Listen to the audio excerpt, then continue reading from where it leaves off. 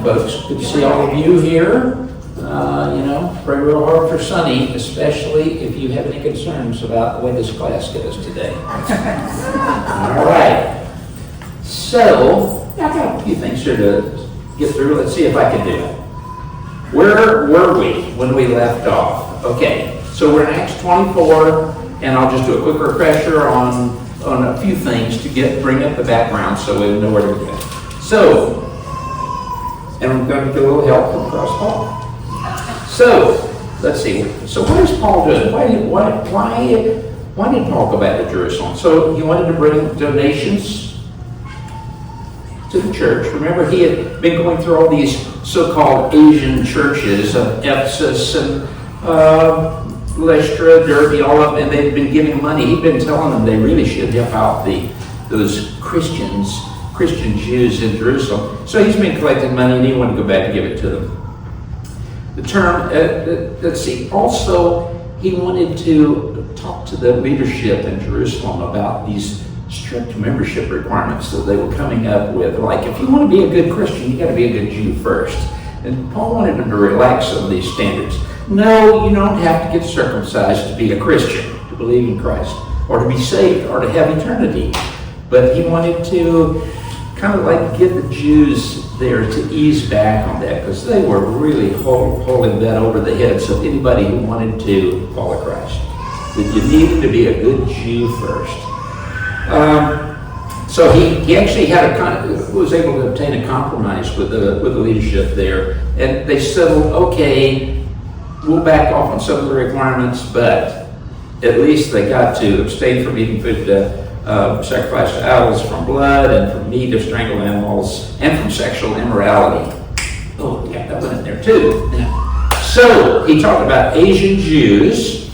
So if you look here at the chart, hey, you think Asian Jews, what is that? Well, everything east of the Bosphorus, up in Turkey, we're up in Turkey, up there just south of the Black Sea, there's this little inlet called the Bosphorus. Everything on that side of it is Europe, this side is Asia. All of these churches in Ephesus and Lystra and Derbe and all of these places are essentially Asian churches, Asia, and those are the Asian Jews.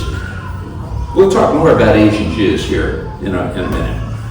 So what had Paul been saying? When he came into Jerusalem, he was kind of telling people about his successes with Gentiles. He's proud of that, and he thought that everybody else would appreciate the fact that God said we just need to go out there and be a light to the Gentiles. Not all of them read that, but Paul did, and he was telling them, hey, he's had a lot of successes with it.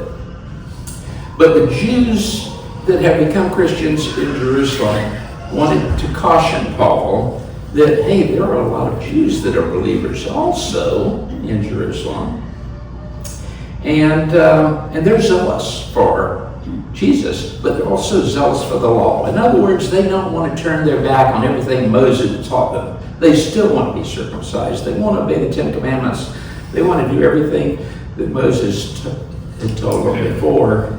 And so the guys are just kind of telling Paul, need to be a little careful here. And on the last bullet, in Jerusalem, Jews from Asia falsely accused Paul of bringing a Greek into the temple area and thereby defiling the holy place. So the fact that some people made that accusation really puts Paul on the defensive here for his dealings with the folks. In other words, they're already upset with him, and they know he's been talking about you don't have to be circumcised and you don't have to do all the old traditional laws. That's not what's important. But the fact that he may have actually brought somebody who's unclean into the temple area is a problem that will get those folks excited. So what happened when they all saw Paul and saw this? There was a big riot. The Romans who were in their little fortress right on the side of the temple area, they hear what's going on. They intervene, and Paul is able to get the Roman commander to let him talk to the people, and he does what he always does. He goes back and he talks about what he has done, that he's really a good Jew himself, and that he has done all kinds of things to persecute these Christians. He talks about his what I call anti-way history, and he talks about his Damascus Road experience, and how he is, and then how God has told him to go and be a light to the Gentiles. And as soon as he mentions light to the Gentiles, everybody gets upset. So, because they're just not into this Gentile stuff there. Both the crowd and the Romans see Paul as a troublemaker. It's not just the crowd that sees him as a troublemaker. The Romans think, well, he's causing all this problem. And you know what? If the word gets back to Rome and to Caesar that we can't control what's going on here, we're all going to be in trouble. So the Romans don't like what Paul is doing. The crowd doesn't like it because they think he's changing their religious tradition. In the course of all this, Paul is about to get beat up, and he has to raise, not the race card, it's the citizenship card that he brings up. And he tells them, hey, I'm a Roman citizen. And all of a sudden, the Romans decide, we better be careful with this guy, better protect him.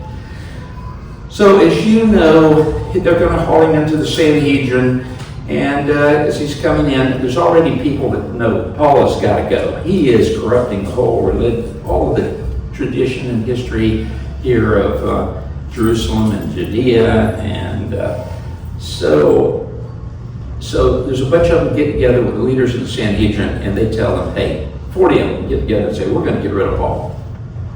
All I need you to do, they said, was get Paul to come over to the temple tomorrow morning, and we'll ambush him on the way. And that's what we talked about last week, the plot to kill Paul. The Roman guard, through Paul's nephew, we find out that Paul had a sister and she had a son, and the nephew overhears the plot, tells Paul about it. Paul tells the Romans about it, and the Romans says, this is going to be trouble. We do not want to lose a Roman citizen on our watch. We're going to send him up to Governor Felix, who's in Caesarea. That's where the home of Governor Felix is. And so we talked about he zips off to Caesarea. They're gonna, and he sends him with 470 troops, right? 200. The centurion got the 2 centurions, so they're each one a commander of 100. And then there was, I think, 70 horsemen and another 200 spearmen or something. So 470 people take off, and they spend the night in Antipatris, and then they cruise on to Caesarea, the capital, the next day. So we're okay. Key past events. Caesarea. Is Caesarea an important place? Well, that's where the Herod's palace is at. It's the home of the Roman governor. Paul's been to Caesarea many times. As he was coming back from his last trip, he stopped in the home of Philip the Evangelist. I don't know if you remember who Philip the Evangelist was. He was one of the deacons. Remember back in Acts 6 when they appointed the deacons? He was one of them. He's in the process of converting many people in Samaria. He was the one that, remember, sometime after the Holy Spirit comes and Pentecost, there's an Ethiopian driving in his carriage, and Philip the Evangelist is the one that jumps in the carriage and says, hey, I'll explain Isaiah to you, because that's what the guy's concerned with. Let's see. It's also the place when Paul was coming back from his last trip where the people told Paul, don't go to Jerusalem. And this is why. This is what we're dealing with now, is what they were predicting, is that things will not go well if you go to Jerusalem.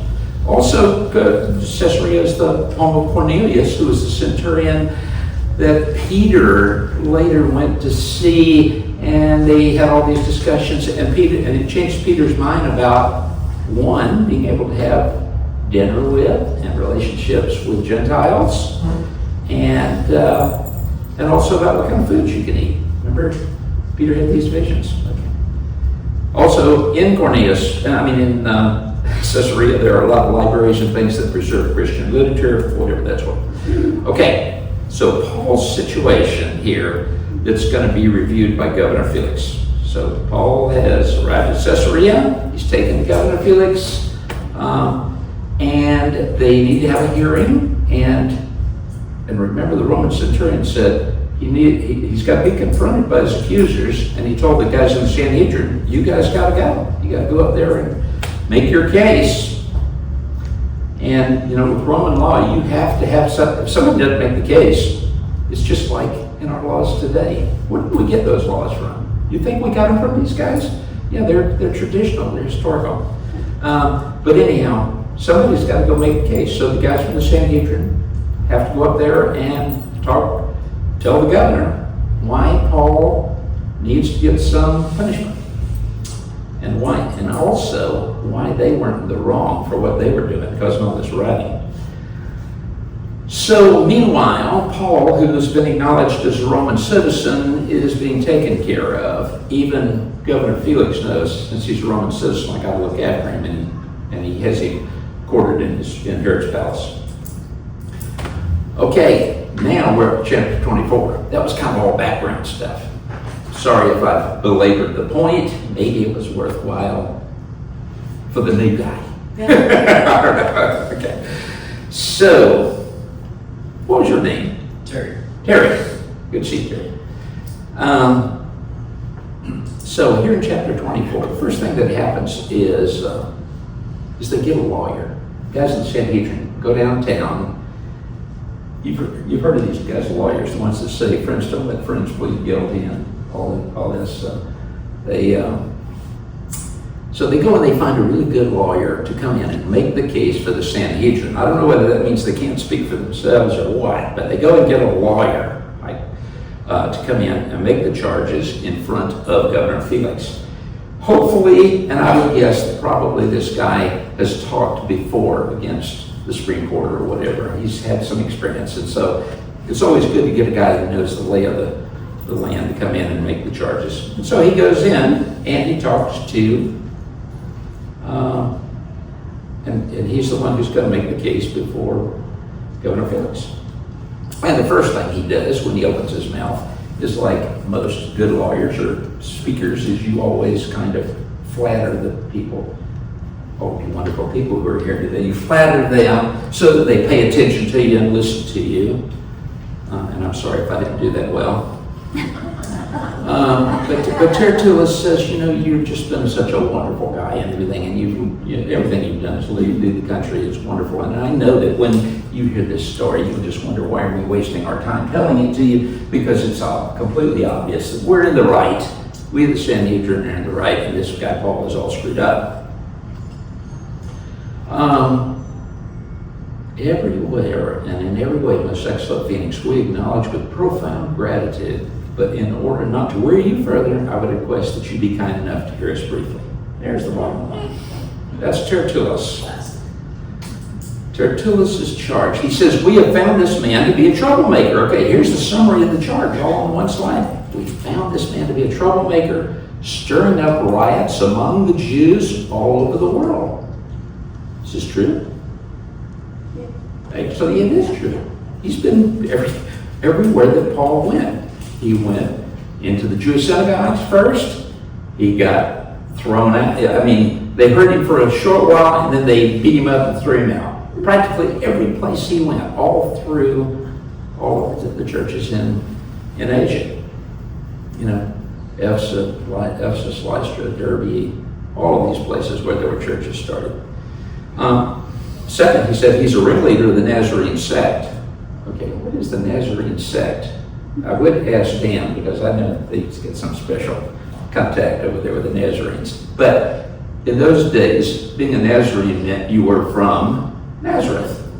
And keep in mind, Jesus was from Nazareth. All these apostles and everybody, where did Jesus recruit them from?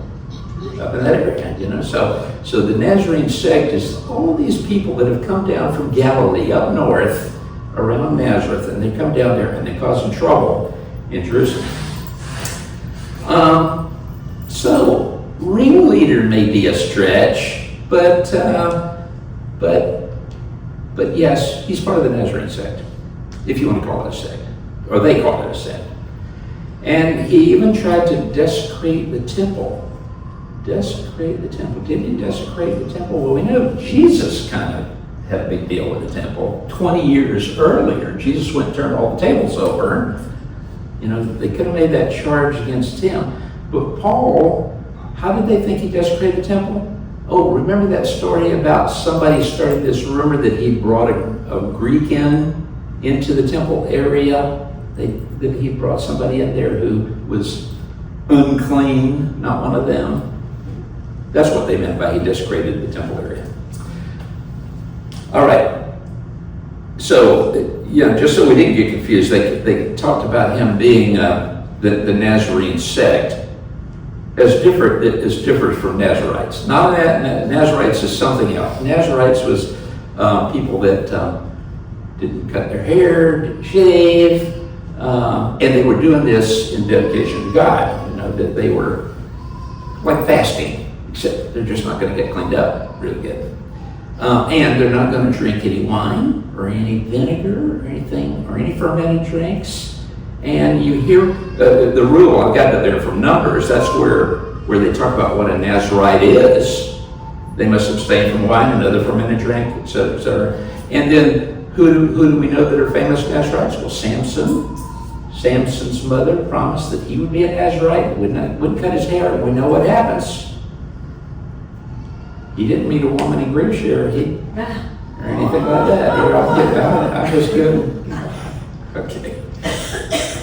It's a joke here, inside joke here, okay. And then Samuel, remember Hannah. Hannah couldn't have a child. And there were so many women that got old and wanted a child. And then that was one of her promises, that she would treat her son, Samuel, the prophet, as a Nazarite, and wouldn't cut his hair or anything. So that was the difference between Nazarites and Nazarenes. Not that we needed to know any more of that. I thought I'd just clear that up. So Tertullus is charged against Paul. By examining him yourself, this is Tertullus, you will be able to learn the truth about all these charges we are bringing against him. Boy, Tertullus is kind of like twisting the knife here onto Governor Felix. It's kind of like, Governor Felix, the sun comes up in the east, and you're going to be able to prove this for yourself, because you're just going to see it the way you question Paul. You're going to be able to come to the same conclusions we are. Then it says in verse 9, the other Jews joined in the accusation, asserting that these things were true. By saying the other Jews, well, the only people here in the audience were Tertullus, and then all those guys from the Sanhedrin, which kind of implies that Tertullus was a Jew also. There had been in the Greek literature some question about whether or not he'd been the local Gentile lawyer downtown that they'd gone and hired off the street. But no, obviously this verse kind of implies everybody in the room. Everybody in the room is probably a Jew. So are these charges true?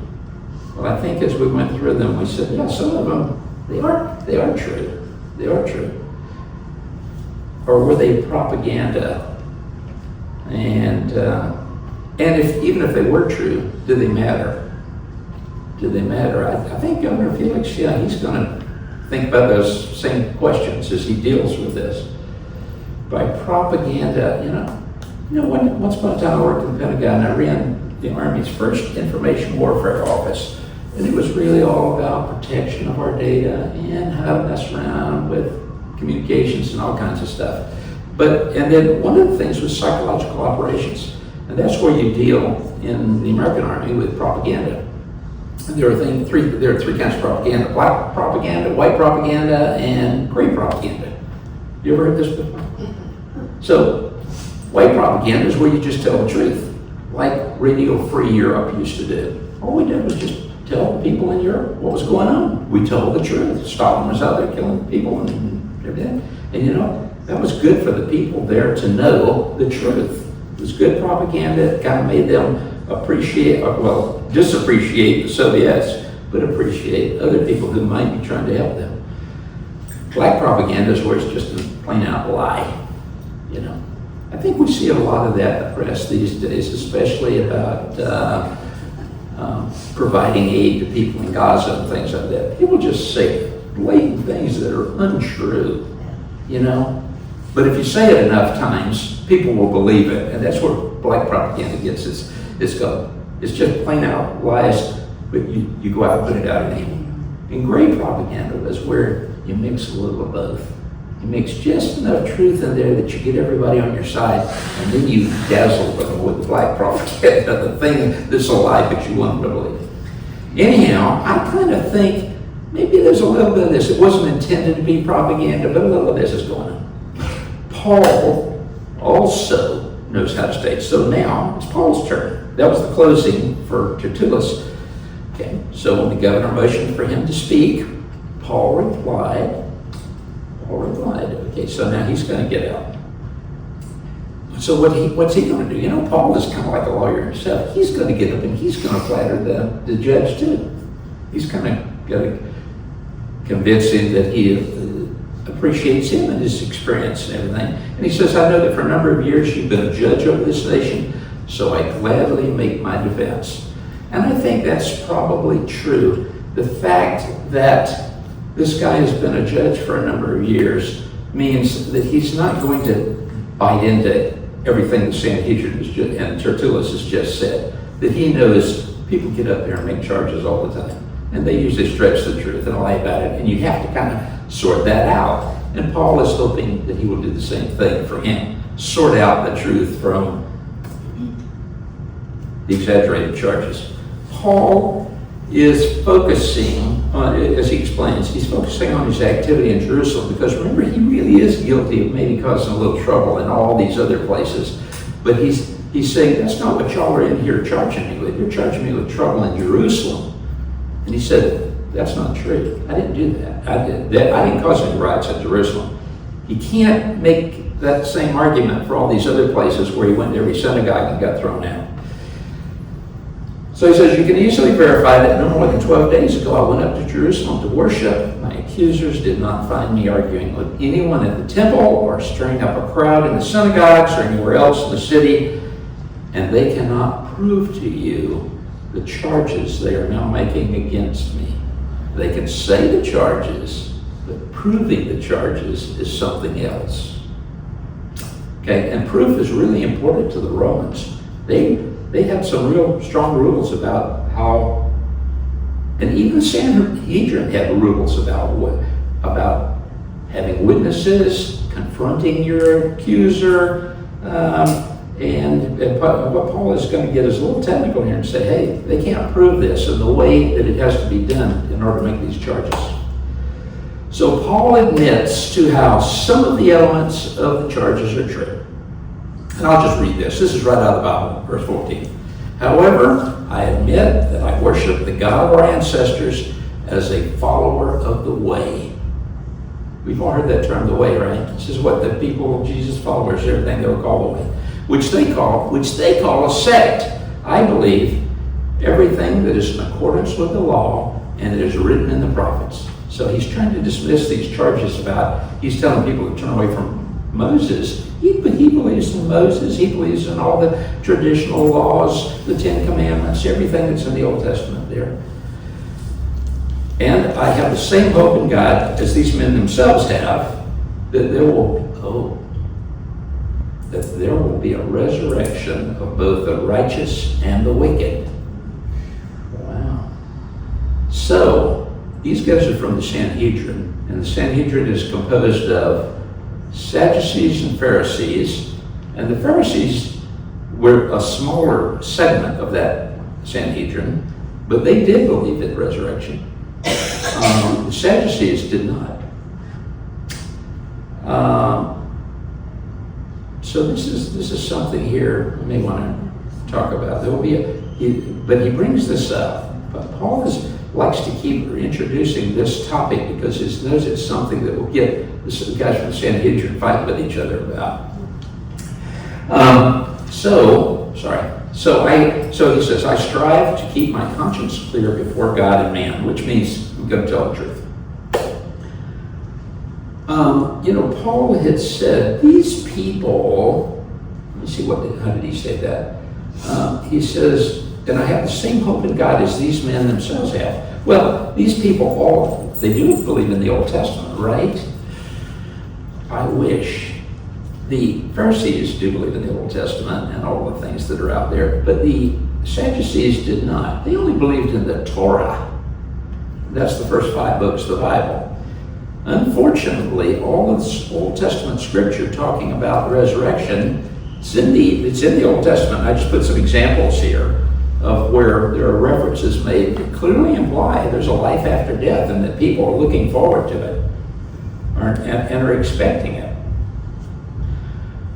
I like the one from Job. I know that my Redeemer lives and that in the end he will stand on the earth, and after my skin has been destroyed, yet in my flesh I will see God. I myself will see him with my own eyes. And the others, they're all good verses. They all point to life after death and our hope that we will see our Redeemer. Let's see here. I'm going to back up here just a second to see if I can figure out why did I go there. Okay, he said that, okay, it was because of the resurrection. All right, so nobody should be surprised. There are people, all of these guys that claim that they're Old Testament guys. There was plenty of evidence out there about that there is a resurrection. And then we looked at the Old Testament verses. Governor Felix needs to know why Paul was in Jerusalem. So Paul just comes out and says it. And he says, after an absence of several years, I came to Jerusalem to bring my people gifts for the poor and to present offerings. I mentioned that earlier. He said, I was ceremonially clean when they found me in the temple courts doing this. You know, there's all kind of rules about what makes you ceremonially clean. You know, what you touched, what you didn't touch. I'll just use the dead as an example, but there's a lot of other things you don't touch too. He said, there was no crowd with me, nor was I involved in any disturbance. And then Paul goes on to say, but there are some Jews from the province of Asia. Remember when I put that map up? So the province of Asia, the reason I did that is because all of those churches in Ephesus and Lystra and Derbe, they're all in Asia. Okay, and those are the places that Paul went to and he was beat up and thrown out of. And he said, but there are some Jews from the province of Asia who ought to be here before you and bring the charges if you have anything against me. In other words, Paul is admitting that they could come in and say, yeah, Paul was troublemaking for them. But that's not who's here today from the Sanhedrin making the charges. And he's just said, nothing happened while I was in Jerusalem. Okay, or these who are here should stay. Okay, since they didn't get those guys from the other places to come in and make the charges, then those who are here should state what crime they found in me when I stood before the Sanhedrin. And he's telling this to Governor Felix. All right, so Paul's argument, you don't have to read this, it's just the rules of evidence, you know. Paul's just saying there's lack of evidence. You need to be confronted by your accusers. And let's see. Yeah, and the absent witnesses. Okay. And he says, and if they don't have the witnesses, they could admit that their complaints are unsubstantiated. You know, and in which case you could just say, hey, I can't substantiate the complaints of the Governor Felix, punish him anyhow. Not so sure that would have gone over. It wouldn't have gone over so easy now because Paul has admitted and got everybody on his side that he's a Roman citizen. So they're going to hold everything in this trial to a higher standard now.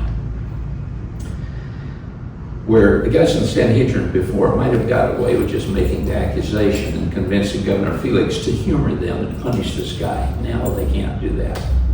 So the crux of the matter here in verse 21, and you know, I often wonder, is all this history worth anything? There are a few things that probably should invigorate us when we go through this lesson. And verse 21 is one of the crux of the matter, where Paul says, unless it was this one thing I shouted as I stood in their presence. He's saying, you know, I was just talking to the crowd there, but I did say one thing that might have got people in an uproar.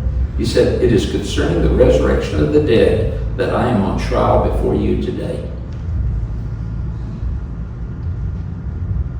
Well, are we on trial? Are we on trial here? If we went very far talking about that? Let's see. the prosecution rests. Then Felix, who was well acquainted with the way, he was he? He adjourned proceedings.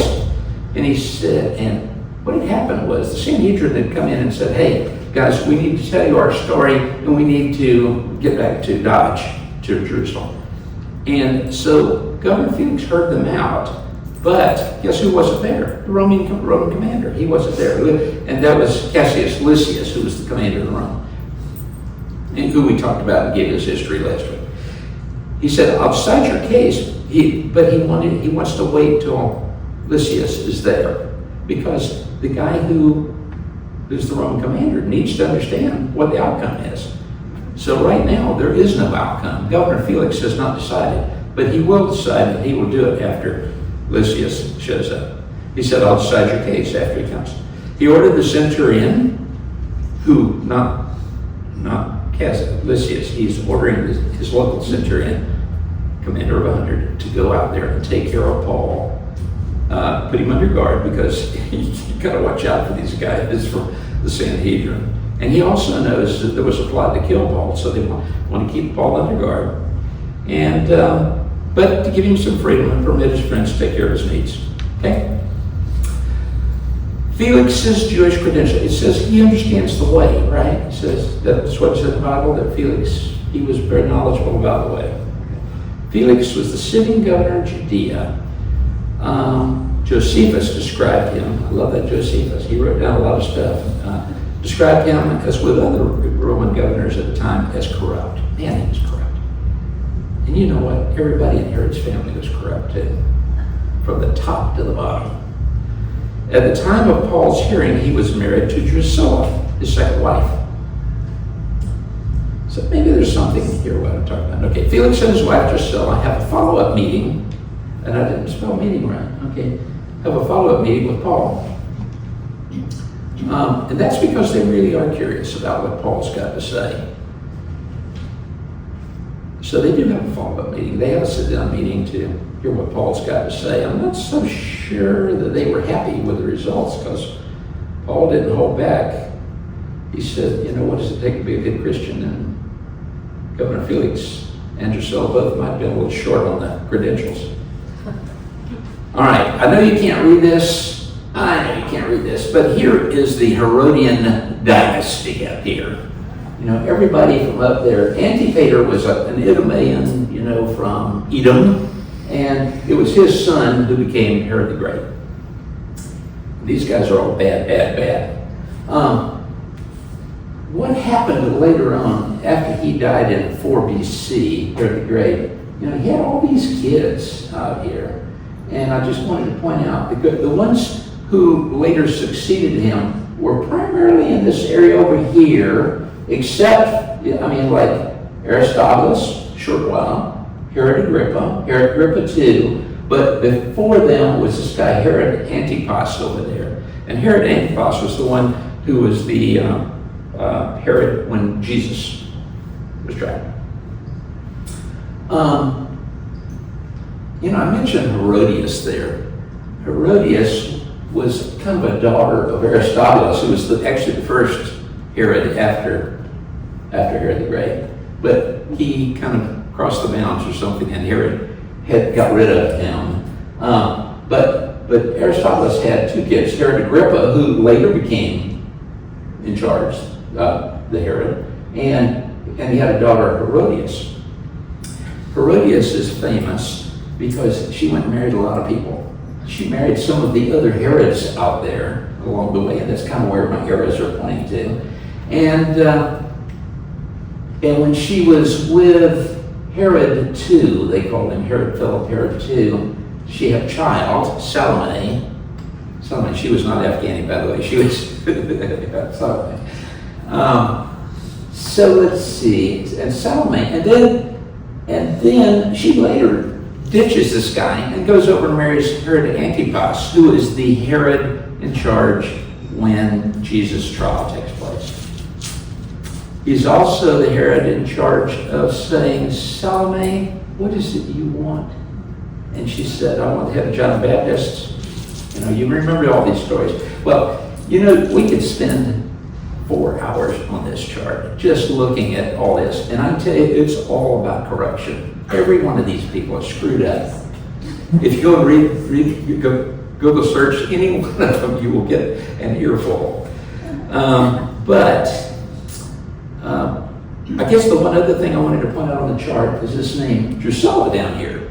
So Drusilla is in this line. Herod Agrippa, she was a daughter of Herod Agrippa, and who was not a very good Herod, by the way. He only lasted about 4 years. And then, but the one who's in charge now, at the time of Paul's thing, is Herod Agrippa II, who is essentially her brother. So the big guy in charge, who we haven't dealt with yet, is Drusilla's brother. You see if I got anything about Drusilla. Okay, so here's kind of a summary. Both Felix and Drusilla would have been well aware of Christianity of the Way, as it was known at the time. Drusilla was the daughter of King Agrippa I, who later killed James, the brother of John.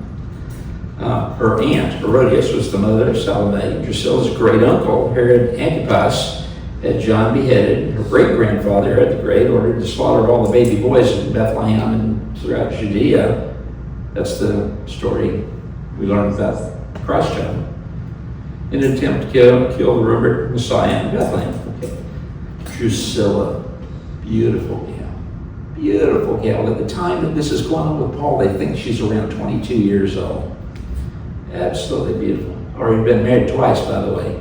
She was married to a good Jewish guy who had a country up north of Damascus. You know, she was promised to be married at 6 years old or something like that. You know how they did that back in those days, because that way you could tie countries together and make sure no one did anything wrong.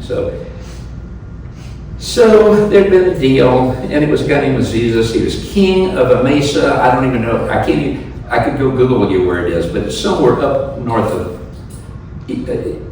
up in the Syrian area, north of Damascus. And he was a Jewish guy.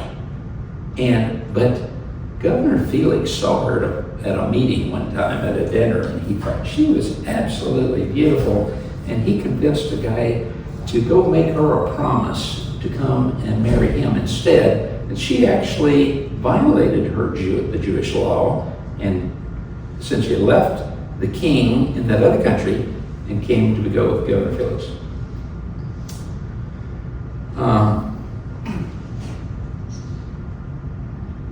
What I had down there in the last bullet is, the rest of her life is, she went on. She's 22 years old, and she was born, I forgot what it would be, in the 20s or something. She lived to be about 50 years old. Later on, though, she and her son were killed in the eruption there at Mount Vesuvius, when they had the volcano.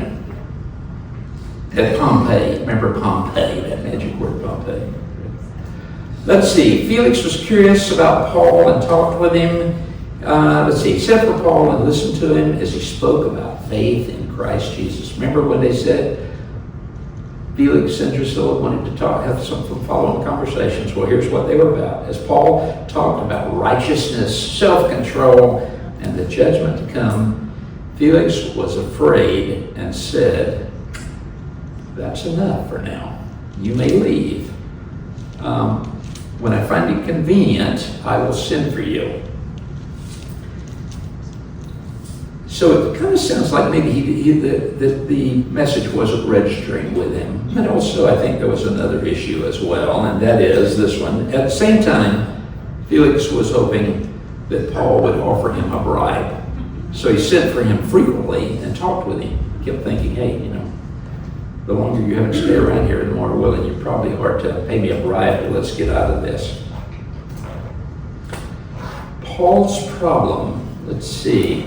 So essentially what happened is Governor Felix kept kicking the can down the road for 2 years and not making a decision.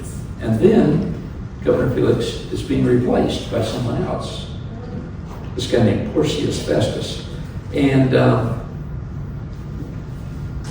And he kept Paul in jail just to kind of please the guys down in Jerusalem, the Jews. But he didn't really make a decision to end the case. So this guy Porcius Festus and all yell at to the next teacher to deal with him, I guess, okay? Let's see here. But anyhow, Porcius Festus had plenty of real problems going on in Jerusalem. This is not an easy country to rule, by the way, Judea. Not an easy. Those people were causing problems of one kind or another all the time. And so the new guy coming in has to decide what's more important, dealing with Paul or dealing with all these other million problems that are going on. So next week, we will get the rest of the story. And the rest of the story. Remember Paul Harvey and the rest of the story? Well, we're going to have Robert Harvey. Robert Harvey's going to come in there. That'll be good. Okay. Let's see. Should we end this with a little song? Yes. In the morning when I rise, in the morning when I rise, in the morning when I rise, give me Jesus.